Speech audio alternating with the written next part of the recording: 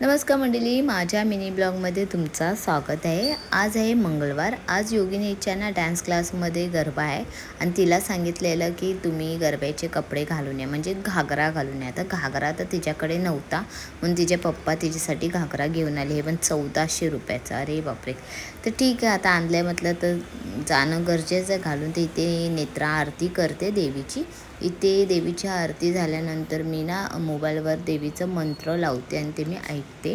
त्याच्यानंतर योगिनी मॅडम आमची आली आहे डान्स क्लासमधून आणि ती मला दाखवते, आम्हाला असा गरबा शिकवला, असं करायला शिकवलं।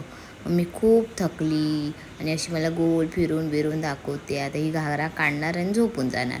त्याच्यानंतर माझे मिस्टर आले। रात्रीच काय जेवण बनवायचं आता, कारण मला आता प्रॉब्लेम आला आहे। त्यामुळे मी तर काय बोलू नाही शकत, म्हणून माझ्यासाठी आणलेला साबुदाणा वडा आणि त्या लोकांनी आणलेली होती पावभाजी। तर चला आता इथेच मी माझा मिनी ब्लॉग एंड करते। कसा वाटला नक्की सांगा।